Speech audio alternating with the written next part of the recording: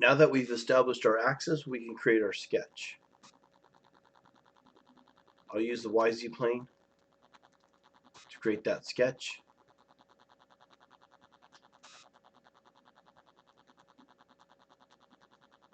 We want to hide the absolute axis, and then when I hit fit all in,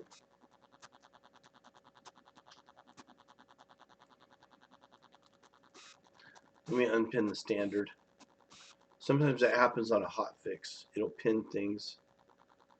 We're going to do a fit all in, get the axis back in the center, turn the grid back on.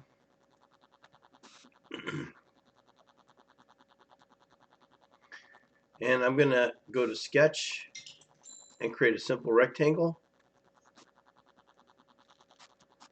We use the first one, rectangle. Start here at 1 and 1. And up here on the top in the tools palette, I can type in a value. So if I type in 5 tab 4 tab, it'll automatically dimension it for me, so that's nice.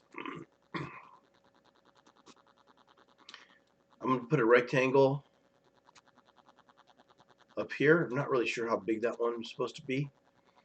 And then I can use this quick trim to remove the inside lines. And I got to do it twice, one for the little rectangle, one for the big rectangle. And I get that shape. I can now create a hole in the center. I don't know what that size is, but I can just dimension this to get it right later. Now I'm going to put the chamfers in, but you'll remember from the 185 class, corners, chamfers, notches last. Do your auto constrain before you do that. So we'll go to auto constrain, highlight this whole profile. Oh, I had the circle highlighted when I did that. Make sure to click off it so nothing's highlighted. Highlight everything. Go to auto constrain. Select this line as your datum A and this line as your datum B. Stack dimension. Select OK. Now I don't like what it did. I don't want this dimension here, but it's okay. What I'm going to do is, before I do anything, I'm going to use the contact mode. Contact this datum to this H. Contact this line here to this V. And then once it's green, then I can move out dimensions safely without accidentally adjusting the part. On a drawing, I wouldn't be allowed to get away with the dimension here. But for clarity, I think for where we're at right now, it is helpful to just go ahead and leave that so it's not getting so clustered. I'm going to try and move this out to where it belongs, at least a ½ inch off the part. Okay, and then this one should be a little bit closer. So my stack dimensions should look nice and even now. So this 1.5 inches should be down to about at least a ½ inch. So that would be good right there.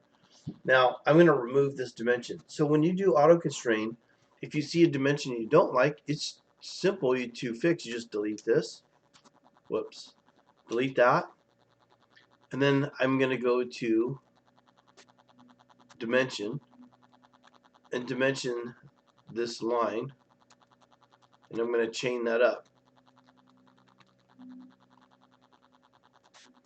So that's where that should be. Those are chain dimension, and then I can grab this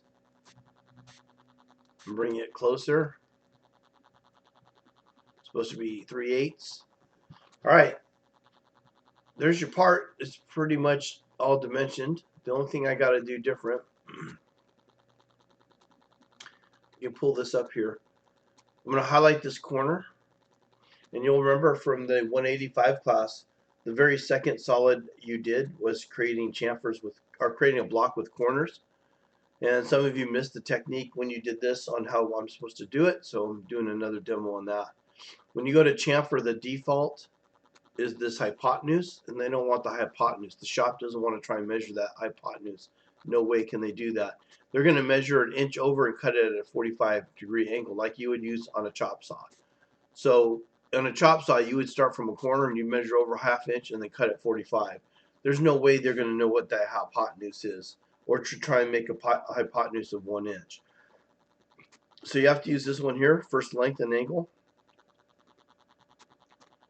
which is 1/2 inch. And what's nice about this is it automatically dimensions it for you. Now, it is kind of ugly. There's not a whole lot we can do with these.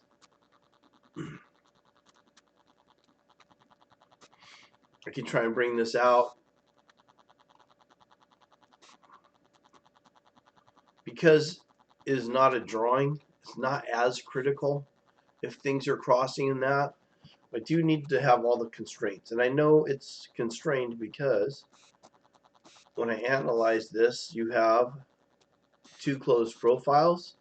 So don't forget to make a picture that shows me 2 closed profiles and a picture that shows it's fully constrained.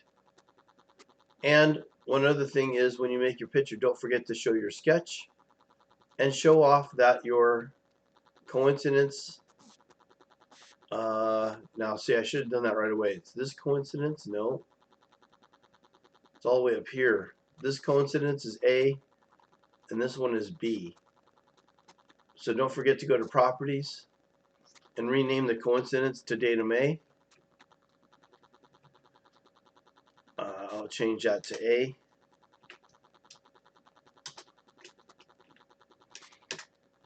And then this one over here. Nope. Where did it go?